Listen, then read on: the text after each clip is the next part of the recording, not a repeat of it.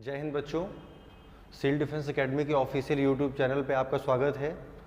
हम लोग जो अपकमिंग एग्ज़ाम्स हैं आपके डिफेंस के, उसके लिए जो हम लोग कॉन्टीन्यूस आपके लिए वीडियो शूट कर रहे हैं जिससे आप मैक्सिमम क्वेश्चन को सही कर पाएँ।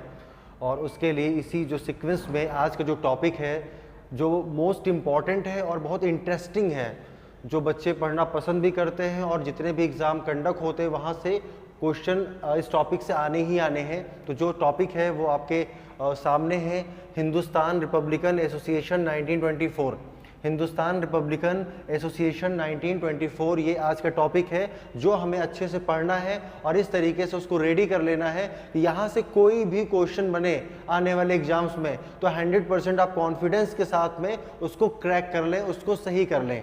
तो थोड़ा सा मैं ब्रीफ कर देता हूँ कि हिंदुस्तान रिपब्लिकन एसोसिएशन 1924 तो इंडिया के मॉडर्न हिस्ट्री में ये एक ऐसा पार्ट है जिसको हम क्रांतिकारी गतिविधियों से पूरी तरीके से ये भरा हुआ है। सारी एक्टिविटीज़ इसमें होती हैं। यहाँ पे हम देखेंगे कैसे चंद्रशेखर आज़ाद, भगत सिंह, सुखदेव, राजगुरु, जितने भी रोशन सिंह, राजेंद्र लाहिड़ी, ये सारे के सारे आपको इसी फेज में दिखने वाले हैं। और कैसे ये मॉडर्न हिस्ट्री में जितने भी मॉडरेट लीडर थे, महात्मा गांधी थे, इनकी विचारधारा से बिल्कुल अलग जाके बम और पिस्तौल और डकैती की राह पे चल के वो कैसे देश को आज़ाद कराना चाहते हैं, उनके थॉट्स क्या है, उनकी सोच क्या है, वो कैसे अपनी बातों को लोगों तक पहुंचाना चाहते हैं, उन सब चीज़ों को आज के लेक्चर में कॉन्सेप्ट को क्लियर करेंगे, सारे फैक्ट देखेंगे और उसके साथ में कैसे क्वेश्चंस यहाँ से एराइज होते हैं, बनते हैं, उन सब चीज़ों को हम लोग डिस्कस करेंगे। तो बिल्कुल कॉन्सेंट्रेट कर लीजिए, जो आज का टॉपिक है बहुत ही इंपॉर्टेंट, हिंदुस्तान रिपब्लिकन एसोसिएशन 1924। इसको हम लोग स्टार्ट करते हैं।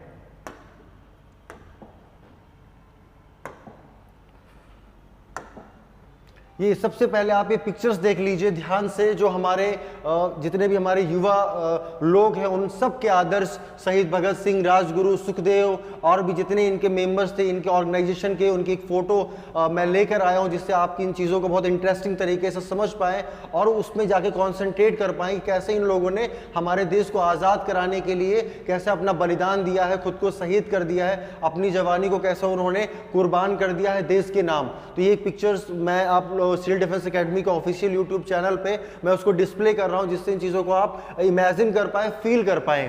तो ये फोटोज़ है जो डाउनलोड करके आपको यहाँ पे मैं डिस्प्ले कर रहा हूं। चंद्रशेखर भगत ये आपके शहीद भगत सिंह की फोटो है, उनके साथ ही जो उनके एसोसिएट्स हैं उनकी ये पिक्स हैं। इसके साथ में हम लोग आगे बढ़ते हैं कंटेंट पे।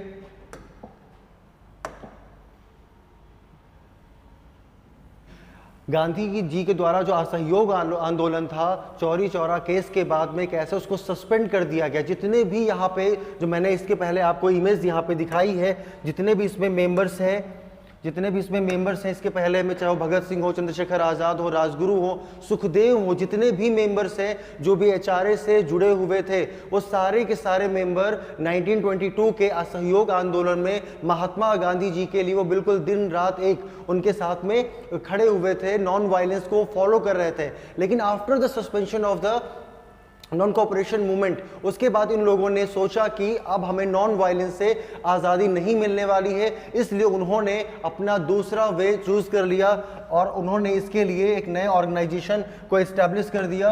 और उसके लिए मैंने पहला पॉइंट आपको एक्सप्लेन कर दिया है कि जो भी चीज़ें स्टार्ट हो रही हैं after the suspension of non cooperation movement. उसके बाद में जो सेकेंड पॉइंट है वो इम्पॉर्टेंट है, बहुत ही इंपॉर्टेंट। वो सेकेंड पॉइंट आपका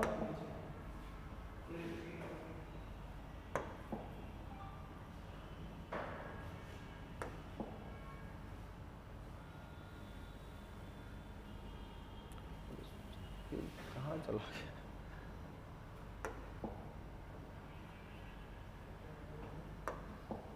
क्या हो रहा है भाई ये?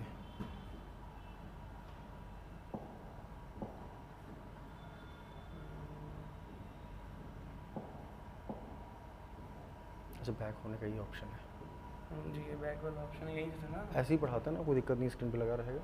ठीक, फुल स्क्रीन कर लें, जैसा आपको सही लगे। ठीक है, ऐसे ही ठीक है, बीच में कट जाएगा ऑप्शन, अलग जगह से। ठीक है।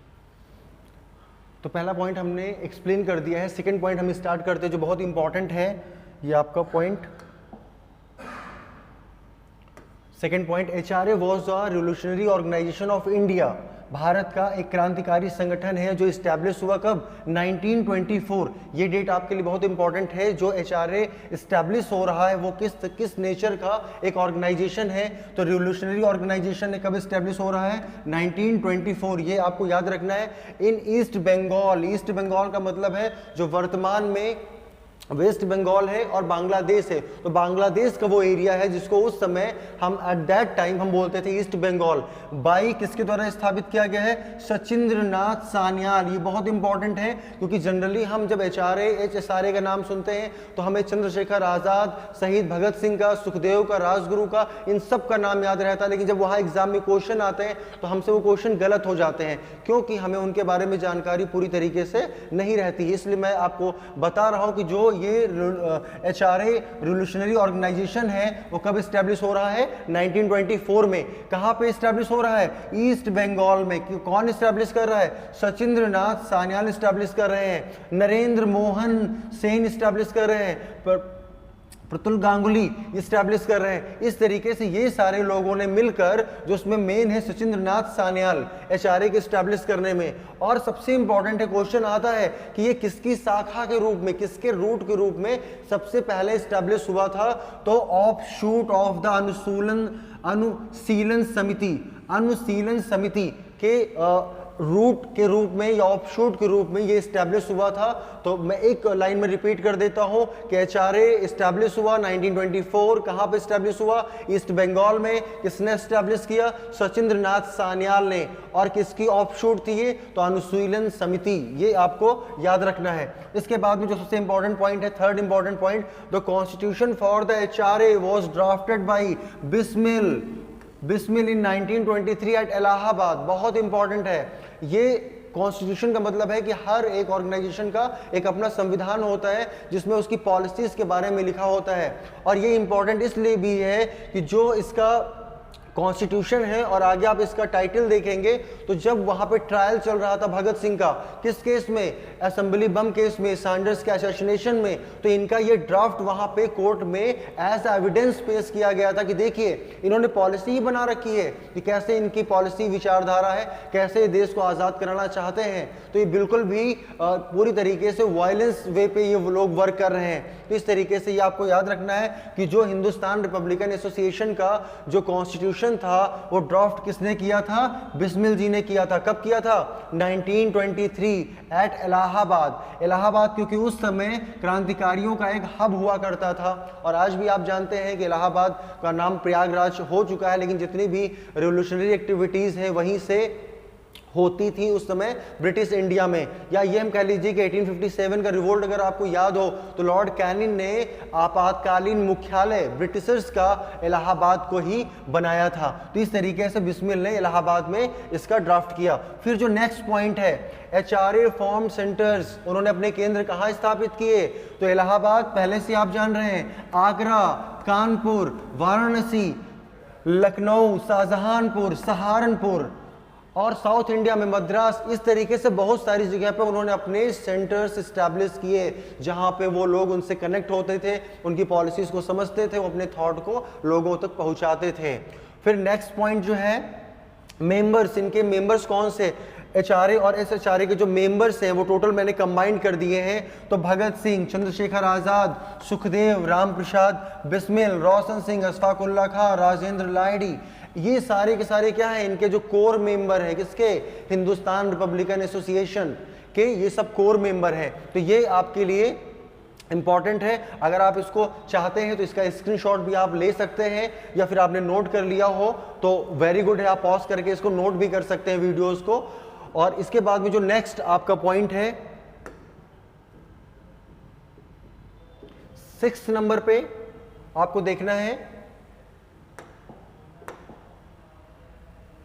6 नंबर पे काकोरी कॉन्स्पिरेसी। अब देखिए यहां पे मैंने आपको बताया कि इसका ड्राफ्ट बन गया, इसको इस्टेब्लिशमेंट कर दिया गया अनुशीलन समिति के ऑफ रूट के रूप में। अब उसके बाद में जो इनकी पॉलिसी थी उसको कैसे इसको एग्जीक्यूट करना था, सबसे पहले इन्होंने कहा कि अपने मूवमेंट को आगे बढ़ाने के लिए हमें दो चीज़ों की ज़रूरत है। एक तो हमारे विचारधारा के लोग हमारे पास में हो, दूसरा हमारे पास में फंड होना चाहिए। और फंड कहाँ से जनरेट होगा, पैसा हमको कहाँ से मिलेगा, क्योंकि हमारा सारा पैसा तो अंग्रेज़ों ने लूट के अपनी तिजोरी पे, अपने पॉकेट पे या अपने देश उन्होंने भिजवा दिया है। तो उन्होंने कहा कि ठीक है, सबसे ज़्यादा पैसों की अगर हमें ज़रूरत हो तो हमें क्या करना चाहिए। सब लोगों ने एक राय बना के अपना एक व्यू दिया कि हमें उनको लूटना चाहिए। तो वैसे उन्होंने पंजाब से लेके और जो आपका सेंट्रल प्रोविंस है, एमपी का एरिया है, बहुत सारी डकैती हुई, लेकिन छोटे लेवल की डकैती थी, उसमें कुछ लोग पकड़े गए, जेल भेजे गए, लेकिन एक कोई बहुत बड़ा केस नहीं था कि जो डायरेक्ट चैलेंज करता हो इतने बड़े ब्रिटिश एम्पायर को, जितने लंबे समय से इंडिया को रूल करते हो। तो इन लोगों ने, जो हमारे आदर्श हैं, जिनकी मैंने अभी आपको पिक दिखाई है, उन्होंने क्या प्लान किया कि काकोरी कॉन्स्पिरेसी, मतलब काकोरी एक घटना हुई जिसमें क्या था देखते हैं। मोस्ट ऑफ द फंड, जो मैंने अभी बात की, फंड जनरेट करने के लिए, कलेक्शन करने के लिए उन्होंने क्या किया, रिवोल्यूशनरी एक्टिविटीज को बढ़ावा देने के लिए was done through the robberies, डकैती उन्होंने की, उन्होंने लूटपाट की। गवर्नमेंट प्रॉपर्टी, पब्लिक प्रॉपर्टी को नहीं, लोगों को परेशान नहीं किया, सीधे ब्रिटिश अंपायर को डायरेक्ट चैलेंज कर रहे थे कि किस तरह आपकी हम प्रॉपर्टी को हम लूटेंगे।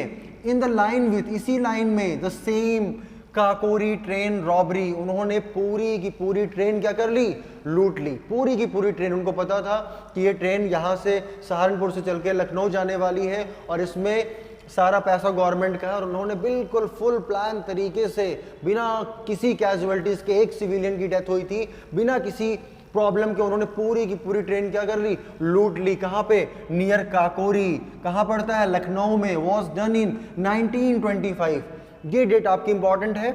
मैंने बताया कि HRA का इस्टेब्लिशमेंट कब हुआ, 1924, और उसने जो पहला काम किया वो था काकोरी कॉन्स्पिरेसी 1925। क्योंकि क्रोनोलॉजी सेट करने के लिए आएगा तो आपको ये डेट याद रखनी पड़ेगी। उसके बाद जो नेक्स्ट पॉइंट है, the plan was executed by Chandrashekhar Azad, Ram Prasad Bismil, Ashfaq Ullah Khan, Rajendra Lahiri and Gupta. इन लोगों ने मिलकर क्या किया कि पूरे प्लान को ऑर्गेनाइज करके पूरी की पूरी जो सहारनपुर से लखनऊ जाने वाली ट्रेन थी, मालगाड़ी थी, उसको उन्होंने लूट लिया। यहाँ पे एक बात आप याद रखिएगा कि जो ये प्लान एग्जीक्यूट हुआ है उसमें शहीद भगत सिंह शामिल नहीं थे, क्योंकि कई बार क्वेश्चन आ चुका है कि काकोरी केस में कौन शामिल नहीं था। तो अगर ऐसा क्वेश्चन आपके सामने आता है तो ऑब्वियस सी बात, मैंने बता दिया है कि शहीद भगत सिंह उसमें शामिल नहीं थे। फिर नेक्स्ट पॉइंट है, it also had a bomb manufacturing units Calcutta and Deogarh. Very good. देखिए आप ध्यान से कि इन्होंने क्या कर दिया था, बॉम्ब बनाने की फैक्ट्री ही स्टैब्लिश कर दी थी। मतलब फुल प्रूफ इनका प्लान था कि हमें आने वाले समय में अपनी एक आर्मी तैयार कर लेनी है, हमारे पास में वेपन की कोई कमी ना रहे। इसलिए उन्होंने क्या कर लिया था कि उन्होंने कलकत्ता, देवगढ़ में उन्होंने क्या स्टैब्लिश कर दिया, बॉम्ब मैन्युफैक्चरिंग यूनिट स्टैब्लिश कर दी थी। फिर नेक्स्ट पॉइंट देखिए, the manifesto for the party was written by Sanyal. मैंने बताया सचिंद्र नाथ सान्याल, उन्होंने इसका टाइटल, जो उन्होंने मैनिफेस्टो तैयार किया था कि हम कैसे कैसे काम करेंगे, देश को कैसे फ्री कराएंगे ब्रिटिशर से, तो उसके लिए उन्होंने एक रिवोल्यूशनरी नाम से उन्होंने टाइटल तैयार किया था, शीर्षक तैयार किया था। और मैंने आपको बताया था कि जो इनका कॉन्स्टिट्यूशन था, जो इनका ये टाइटल रिवोल्यूशनरी है, ये दोनों एज अ एविडेंस कोर्ट में पेश किए गए थे जब राजगुरु सुखदेव और सिंह के ऊपर ट्रायल चल रहा था एसोसिएशन ऑफ सैंडर्स के बारे में। नेक्स्ट पॉइंट देखते हैं, significant members of the HRA were arrested tried to their involvement in that incident। that incident का मीनिंग सीधा सीधा है काकोरी कॉन्स्पिरेसी की बात हो रही है। जितने भी मेंबर शामिल थे उनको अरेस्ट कर लिया गया। And others which had preceded the outcome was that the four leaders Ashfaq Ullah Khan, ये चारों जो नेम हैं वो बहुत इंपॉर्टेंट है आपके लिए, most important for you. Ashfaq Ullah Khan first name, Ram Prasad Bismil second name, Roshan Singh and Rajendra Lahiri, ये चारों लोगों को क्या कर दिया गया था, फांसी दे दी गई थी। वर हैंग्ड इन दिसंबर 1927 एंड अब फर्दर 16 मेंबर जो और बाकी लोग थे, लगभग उनकी संख्या 16 थी, और उनको क्या किया था, एक लंबे समय के लिए उनको जेल में भेज दिया गया था। तो ये 4 नाम आपके लिए इंपॉर्टेंट है, अशफाकुल्ला खां, राम प्रसाद बिस्मिल, रोशन सिंह, राजेंद्र लाहिड़ी, इन चारों लोगों को फांसी की सजा दे दी गई थी। लेकिन यहाँ पे एक और इंटरेस्टिंग बात है कि एक बंदा जो इसमें शामिल है लेकिन उसको पुलिस नहीं पकड़ पाई, वो कौन है, मैं आज़ाद हूँ, मैं आज़ाद था और मैं आज़ाद रहूँगा, चंद्रशेखर आज़ाद। आप लोग समझ गए होंगे कि वो भी इसमें शामिल थे, लेकिन वो अपने भेष बदल के, अपने फेस को अलग अलग तरीके से, ड्रेसिंग सेंस को चेंज करके वो लगातार ब्रिटिश पुलिस से बचते हुए आगे बढ़ रहे थे। फिर इसके बाद में नेक्स्ट पॉइंट हम लोग देखते हैं। ये देखिए, मैं आपके लिए पिक्चर्स लेके आया हूं, काकोरी केस। ये काकोरी केस कब हुआ है आपका,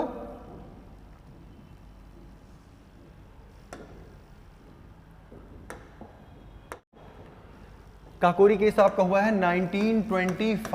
1925 में सहारनपुर से लखनऊ आने वाली मालगाड़ी को इन लोगों ने क्या कर लिया था, लूट लिया था। यहाँ जितना भी इसमें इनका पैसा था, सोना, जितनी भी इनकी वेल्थ थी, लेके वो मूव कर रहे थे, उसको सारा इन लोगों ने क्या कर लिया था, लूट लिया था। तो इस तरीके से इसको आप एक व्यू के माध्यम से देख सकते हैं, अपनी चीज़ों को याद कर सकते हैं और परमानेंट अपने माइंड में सेट कर सकते हैं कि जो HRA का पहला इंसिडेंट था वो था काकोरी लूट।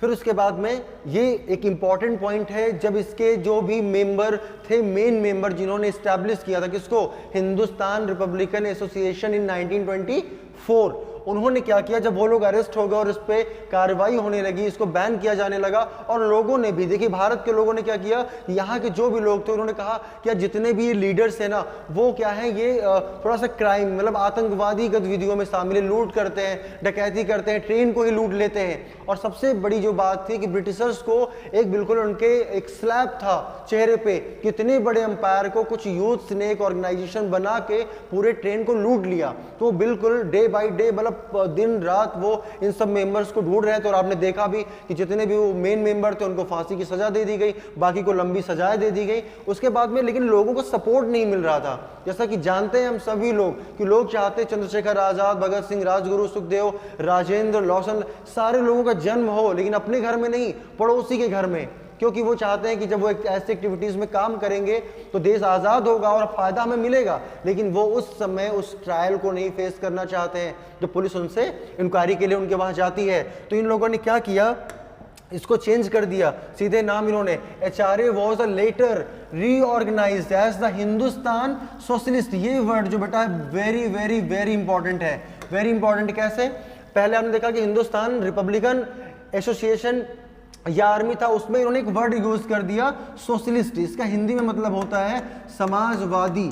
समाजवादी का मतलब होता है कि समाज में रहने वाले जितने भी लोग हैं वो बिल्कुल इक्वल हों, एक जैसे हों। तो भगत सिंह ने ये नाम, ये वर्ड उनको सजेस्ट किया। चंद्रशेखर आज़ाद भी थे, भगत सिंह भी थे, सारे लोग थे। और कहाँ पे थे, फिरोज शाह कोटला के मैदान में। उन्होंने बोला लोगों को अगर जोड़ना है, सारी कम्युनिटी को करना है, तो उसमें ये वर्ड बहुत इंपॉर्टेंट रोल प्ले करेगा। और उन्होंने इसका नाम जो हिंदुस्तान रिपब्लिकन था उसमें एक नया वर्ड यूज कर दिया, सोशलिस्ट। क्योंकि ये एग्जाम में पूछा गया कि कौन सा वर्ड HRA में ऐड किया गया, तो ये वर्ड है आपका सोशलिस्ट, इंपॉर्टेंट है। इसके बाद में फिर इसका HRA से नाम क्या हो गया, HSRA। फिर नेक्स्ट पॉइंट जो आपका है, इट वॉज स्टैब्लिश्ड इन सितंबर 1928। देखिए फिर से वही बात, 1924 में स्टैब्लिश हुआ क्या, HRA। फिर आपकी जो काकोरी लूट हुई 1925, और फिर उसके बाद में 27 को 4 लोगों को फांसी दी गई थी। फिर 1928 में सोशलिस्ट वर्ड ऐड करके ये स्टैब्लिश कर दिया गया। कहाँ पे, फिरोज शाह कोटला। कहाँ पे ये मैदान है, न्यू दिल्ली। मैं अभी इसकी इमेज भी दिखाऊंगा। चंद्रशेखर आजाद वहां मौजूद थे, अशफाकुल्ला खां थे, भगत सिंह थे, सुखदेव थापर, जोसेफ चंद्र चटर्जी, ये सारे के सारे लोग यहाँ पे शामिल थे, उपस्थित थे। फिर उसके बाद में इन 1928 British government set up the commission headed by sir John Simon. Sir John Simon, Simon commission ऐसा कोई नहीं है जो अभी आप लोग वीडियो देख रहे हैं या पढ़ रहे हैं सिविल डिफेंस एकेडमी के ऑफिशियल यूट्यूब चैनल पे, वो साइमन कमीशन के बारे में ना जानते हैं और उससे रिलेटेड एक स्लोगन तो पक्का जानते हैं। यहाँ पे उनको क्या बोला गया, Simon commission go back, Simon commission वापस जाओ। ये स्लोगन इंग्लिश में ही पॉपुलर है, Simon commission go back, because Britishers वो इंग्लिश ही जानते थे, तो उनको हिंदी में बोलने की कोई आवश्यकता नहीं थी, उनको इंग्लिश में ही बोला गया साइमन कमीशन गो बैक, मैं बाइकआउट करता हूं, पूरा इंडिया बाइकआउट करता है। तो उसी इंसिडेंट में क्या हुआ कि 1928 में गवर्नमेंट ने 1919 का जो रिफॉर्म आया हुआ था मॉन्टेग्यू चेम्सफोर्ड, उसको चेक करने के लिए, उसकी इंक्वायरी करने के लिए एक कमीशन बनाया, जिसके जो हेड थे, मुखिया थे, जॉन साइमन थे। Inquiry to Montagu Chelmsford reform 1919, ये भी इंपॉर्टेंट पॉइंट, किसके लिए आया था? 2 ईयर बिफोर, क्योंकि वहां पे इलेक्शंस होने वाले थे, गवर्नमेंट चेंज होने वाली थी, तो 2 साल पहले उन्होंने भेज दिया। Some Indian activist groups protest the commission because it did not include a single Indian in its member। ये क्वेश्चन साइमन कमीशन से पूछा जाता है कि साइमन कमीशन का विरोध भारतीय क्यों कर रहे थे? सीधा सा जवाब है कि उनके कमीशन में सारे के सारे अंग्रेज थे, मतलब इसको हम व्हाइट कमीशन भी कहते हैं, इसमें कोई भी इंडियन मेंबर्स नहीं था, इसीलिए सारे भारतीय साइमन कमीशन गो बैक कह रहे थे, उसके अगेंस्ट थे, विरोध कर रहे थे। और इस तरीके से जो एसोसिएशन बन चुका है HSRA, उसने भी क्या किया था? इसको अपोज किया था। फिर when the Simon Commission visited Lahore जो अभी वर्तमान में पाकिस्तान में है, on 30 October 1928 Lala Lajpat Rai led the peaceful protest. Lala Lajpat Rai, ये बात मैं बता दूं कि लाल बाल पाल इतिहास में गरम दल के नेताओं के नाम से जाने जाते हैं। लाला लाजपत राय, बाल गंगाधर तिलक, विपिन चंद्र पाल, इनको हम लोग इतिहास में एक्सट्रीमिस्ट लीडर, मतलब गरम दल के नेताओं के नाम से हम लोग जानते हैं। तो इन्होंने लीड किया इस प्रोटेस्ट को पीसफुली, शांतिपूर्ण तरीके से against the commission, Simon commission go back. इन्होंने ये वहां पे इन नारों के साथ में पूरा प्रोटेस्ट हो रहा था इस तरीके से वहां पे इन्होंने बात कही। और इसके बाद में ये देखिए, ये आपको जो मैंने इमेज आपको दिखाई है, ये आपके लाला लाजपत राय जी हैं, लाला लाजपत राय हैं, और इसके साथ में आपके जो साथ में इनकी फोटो लगी हुई, इनको आप सब लोग जानते हैं, भगत जी हैं ये। और इनके साथ में इनकी फोटो इसलिए मैंने कंपाइल की है क्योंकि इनकी इसी साइमन कमीशन गो बैक के स्लोगन में लाठीचार्ज होगी और इनकी डेथ हो जाएगी, क्योंकि जितने भी उस समय रिवोल्यूशनरी एक्टिविटीज या क्रांतिकारी गतिविधियों में युवा मेंबर शामिल थे, सबसे ज्यादा सपोर्ट करने वाला अगर इन लोगों को कोई था तो लाला लाजपत राय थे। जब भगत सिंह ने इनसे कहा कि हम देश को पिस्तौल, बम और क्रांतिकारी विचारधाराओं से आजाद कराना चाहते हैं, तो लाला जी ने कहा जो हमसे हो सकेगा हम आपकी हेल्प करेंगे। भगत सिंह वहां से चले गए, उनके सेक्रेटरी ने कहा कि अगर ये बात अंग्रेज जान गए लाला जी तो हम पे कार्रवाई करेंगे, ये चीज अच्छी नहीं है। लाला जी ने कहा कि हमारी उम्र हो चुकी है, अगर मैं भगत सिंह की उम्र में होता तो मैं वही काम कर रहा होता, वही रास्ता अपना रहा होता जो वर्तमान में भगत सिंह और उनके साथी अपना रहे। तो ऐसे लाला लाजपत राय थे जो पूरा सपोर्ट करते थे कि हर तरीके से पैसा, रुपया, पिस्तौल, बम, जो भी जरूरत हो, मैं आपके साथ में कंधे से कंधे मिला के मैं खड़ा हूं। और उसी साइमन कमीशन गो बैक के जब स्लोगन सब प्रोटेस्टर्स दे रहे थे, तो लाला लाजपत राय पे वहां के जो पुलिस अधीक्षक थे, स्कॉट और सॉन्डर्स, वहां की जो पुलिस थी, इन लोगों ने पे लाठीचार्ज की और बाद में घायल हो गए। और कुछ दिनों के बाद में इनकी क्या हो गई?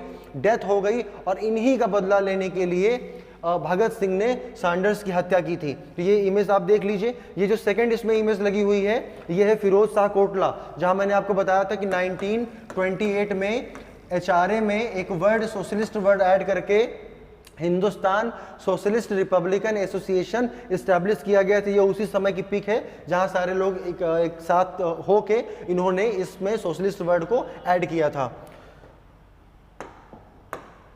फिर जो नेक्स्ट पॉइंट है, the superintendent of the police James A Scott ordering his man to lathi charge the protesters. अब ये मैंने आपको बता दिया है किस तरीके से उन्होंने ऑर्डर किया और लाठी चार्ज के लिए। फिर ये मेन पॉइंट है कि Rai was beaten and he died on 17 November 1928। उसमें इनकी क्या हो गई कि डेथ हो गई इनकी 17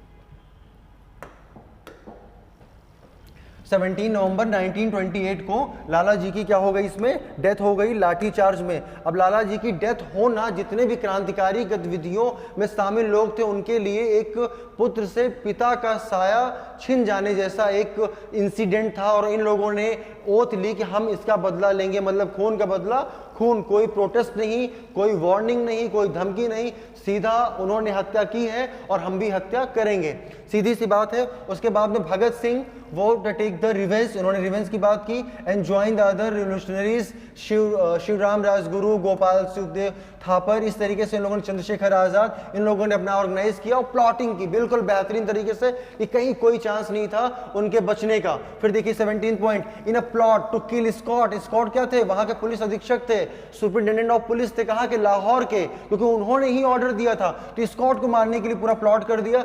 however in a case of mistaken identity, उस दिन इनकी किस्मत बड़ी अच्छी थी और उनको गलती से इनको आइडेंटिफाई नहीं कर पाए। मारने सब लोग गए थे स्कॉट को, लेकिन आइडेंटिफाई वो इनको नहीं कर पाए और आइडेंटिफाई कर दिया किसको? जॉन पी सैंडर्स को। और जॉन पी सैंडर्स कौन थे? An assistant superintendent of police at Lahore. वो लाहौर में असिस्टेंट सुपरिटेंडेंट ऑफ पुलिस थे। कोई बात नहीं, आप नहीं से तो आपसे, हमारे लिए तो सारे के सारे क्या है? विरोधी हैं, मारना है, हमें लाला जी की हत्या का बदला लेना है।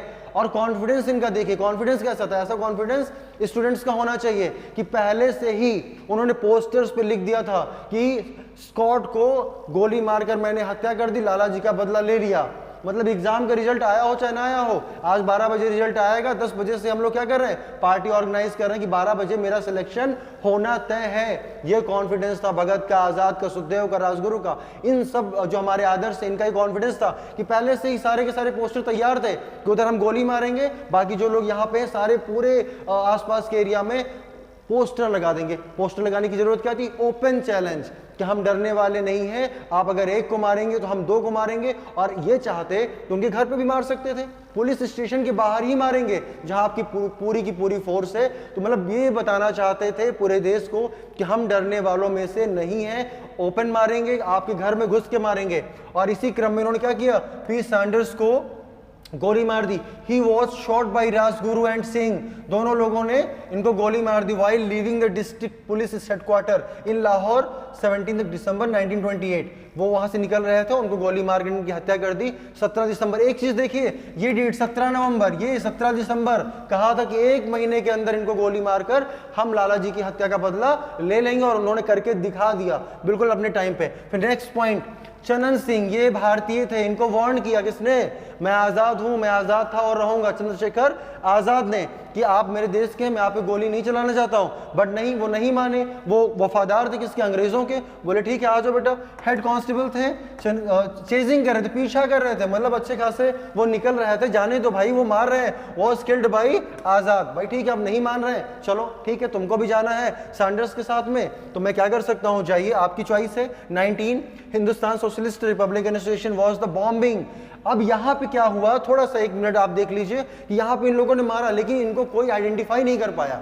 लोग जानते थे कि इस ऑर्गेनाइजेशन ने काम किया है, लेकिन इसमें कौन कौन शामिल था उसमें कोई नहीं जान पाया। और उसके बाद में भी, इस घटना के बाद में, और लोग खुश तो हुए, लेकिन फिर वही बात है कि जन्म हो हमारे घर में नहीं, पड़ोसी के घर में, कोई सपोर्ट करने के लिए तैयार नहीं था। फिर इन लोगों ने डिसाइड किया कि हम लोग ऐसे मुद्दे उठाएंगे जो लोगों को कनेक्ट करता हो, लोगों से जुड़े हुए हो। तो वो एक ऐसा समय था कि सेंट्रल लेजिस्लेटिव असेंबली में दिल्ली में 8 अप्रैल 1929 को, जब वहां पे एक पब्लिक सेफ्टी बिल और ट्रेड डिस्प्यूट बिल, जिसमें भारतीय व्यापार को नुकसान होना था और यहाँ के लोगों के सुरक्षा का नुकसान होना था, उसी दिन इन्होंने चूज करके वहां पे बॉम्बिंग की, वहां बम फेंके। लेकिन इनका उद्देश्य किसी को हर्ट करना नहीं था, बल्कि बहरे कानों तक अपनी आवाज पहुंचाना था। इस उद्देश्य से इन लोगों ने दिल्ली के लेजिस्लेटिव असेंबली में 8 अप्रैल 1929 को वहां पे बम फेंका। किसने? HSRA ने। तो कैसे इन लोगों ने बम फेंका उसको भी हम लोग देख लेते हैं।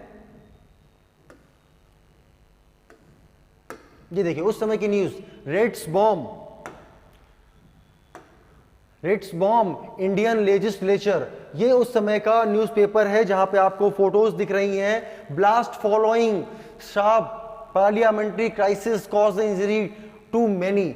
अब ये उन्होंने इंजरी दिखा दी थी, लेकिन ऐसा कुछ था नहीं। गवर्नमेंट क्योंकि उनको अरेस्ट करना चाहते तो ये लोग वहां से भागना भी नहीं चाहते थे, बिल्कुल फुल कॉन्फिडेंस साथ में बम फेंके, आवाज वाले बम थे, क्योंकि किसी को इंजर्ड नहीं करना था। और सीधे आप सोचिए कि आज डेट में कहा, सीधा पार्लियामेंट में। या तो इन लोगों ने ट्रेन लूट ली, सीधा चैलेंज, या तो लाहौर पुलिस स्टेशन पे सीधे गोली मार दी, सीधा चैलेंज। और सीधे कहां पे? छोटी मोटी जगह नहीं, सीधे असेंबली में जाके क्या कर रहे हैं? वहां पे बम फेंक रहे हैं। इस तरीके से जो फिर नेक्स्ट पॉइंट आपका है, उन्होंने बम फेंक दिया सिंह एंड बटुकेश्वर दत्त। ये दो नाम इंपॉर्टेंट हैं क्योंकि यहाँ से क्वेश्चन कई बार आ चुका है और आने वाले एग्जाम्स में भी आ सकता है। तो भगत सिंह एंड बटुकेश्वर दत्त, ये दो नाम याद रखिएगा। बम फेंका कहाँ पे? खाली मेजों पे, और केयरफुली उन्होंने किसी को कोई इंजर्ड ना हो। देयर वर नो कैजुअलिटीज, किसी की भी डेथ नहीं हुई थी। They made no time to escape, उन्होंने भागने की कोशिश नहीं की। फेस टू फेस बिल्कुल फेस करना, भागना नहीं है, बम फेंकने आए हैं और यहीं रुकेंगे, अपने उद्देश्य को हम बताएंगे। अरेस्ट हो गए वाइल साउटिंग, चिल्ला रहे थे क्या? इंकलाब जिंदाबाद, लॉन्ग लिव द रिवोल्यूशनरी, क्रांति हमारी अमर रहेगी। जितने भी लोग सुने वो इन चीजों को बताएं, Vande Mataram, hail to motherland and the साम्राज्यवाद मुर्दाबाद। साम्राज्यवाद का क्या हो? डाउन विथ इम्पीरियलिज्म, साम्राज्यवाद का नाश हो, जो आप एक्सपेंड कर रहे हैं अपनी बाउंड्रीज को, उसका नाश हो। तो इसमें सिर्फ दो चीजें समझने वाली हैं खास तौर से एग्जाम के पॉइंट ऑफ व्यू से, कि भगत सिंह बटुकेश्वर दत्त खाली बमों पर उन्होंने बम फेंका। दूसरा क्या था कि भागने की कोशिश नहीं की और उन्होंने इस तरीके से स्लोगन लगाए। फिर जो 22 जो पॉइंट्स आपका है, ऑन 27 फेब 1931 चंद्रशेखर आजाद। अब देखिए ये लोग जेल में है, वहां ट्रायल शुरू है, वो अपने थॉट्स को लोगों को एक्सप्लेन कर रहे हैं, बता रहे, समझा रहे हैं। लेकिन वहीं पे जो अभी भी अरेस्ट नहीं हुए, कौन? चंद्रशेखर आजाद। अगर चाहते तो चंद्रशेखर आजाद वहां असेंबली में बम फेंक सकते थे, लेकिन उनको पुलिस ढूंढ रही थी किसके लिए? काकोरी केस के लिए। तो आजाद भगत सिंह ने कहा कि आप मत जाइए, आप काकोरी केस में रजिस्टर्ड हैं, आपको पुलिस पहले अरेस्ट कर लेगी, आपकी बात सुनेगी नहीं, फांसी दे देगी, और हमको लोग नहीं जानते हैं, और सैंडर्स को मैंने गोली मारी ये बात भी किसी को अभी पता नहीं है, तो हमको अरेस्ट होने दीजिए, और अपने विचारों को जब हम कोर्ट में बोलेंगे तो आप लोग बाहर से उसको पब्लिश करिएगा, पूरा देश जाने। और ये सत्य है कि ये वो समय था कि भारत में सबसे अगर कोई पॉपुलर था तो भगत, आजाद, इनकी विचारधारा लोगों को बहुत पसंद आ रही थी।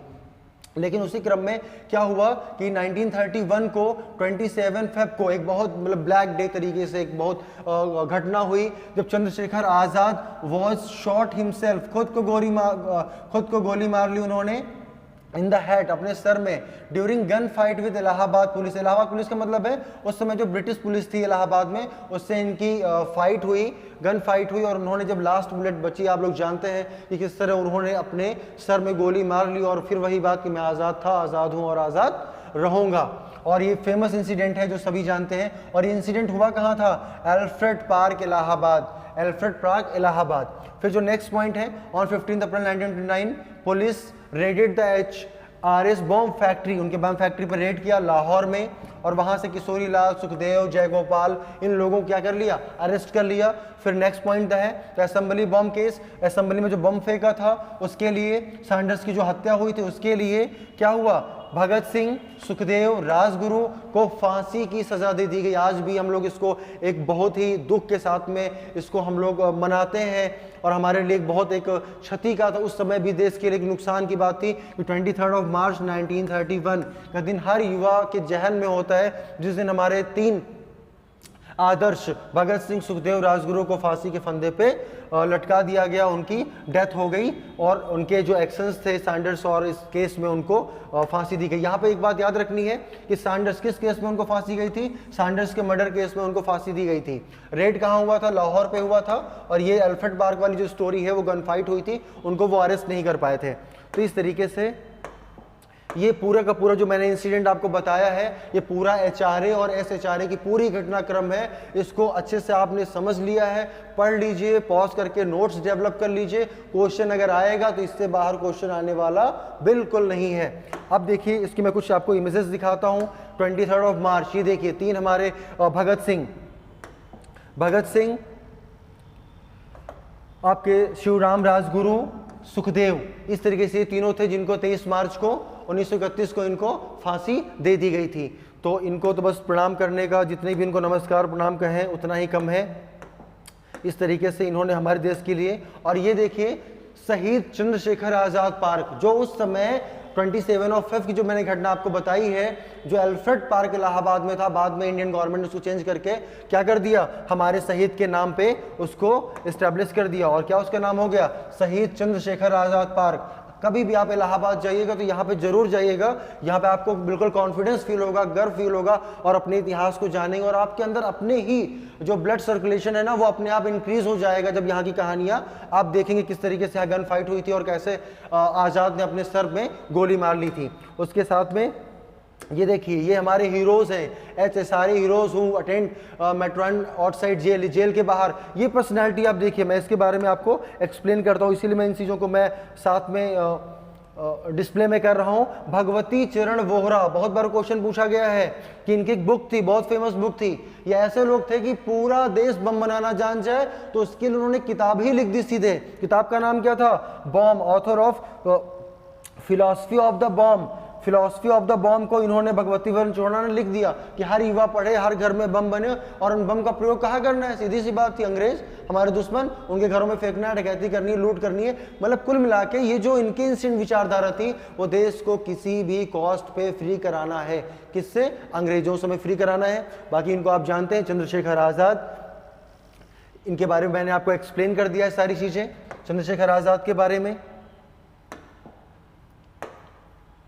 और ये लास्ट पिक आपके लिए है, बहुत इंपॉर्टेंट है। ये शहीद आजम, शहीद आजम किसको कहा जाता है? भगत सिंह। भगत सिंह को कहा जाता है। ये वही पिस्टल है, सेमी ऑटोमेटिक पिस्टल है, जिससे इन्होंने सैंडर्स की हत्या की थी। तो ये म्यूजियम में रखी हुई है और ये पिस्टल है, इसी से उन्होंने उनकी गोली मारकर उनकी हत्या कर दी थी। तो बस आज के लिए इतना ही है, और मैं फिर से आपको थैंक यू बोल रहा हूँ कि आपने वॉच किया। इसको अच्छे से पढ़ लीजिएगा, और सिविल डिफेंस एकेडमी के जो ऑफिशियल चैनल जहाँ पे आप ये देख रहे हैं उसको सब्सक्राइब करिए, फॉलो करिए, और बहुत सारी वीडियोज़ को उसको देखते रहिए। जो आप आने वाले एग्जाम्स में है वहाँ पर आप इसको बहुत अच्छा कर पाएंगे। तो थैंक यू सो मच।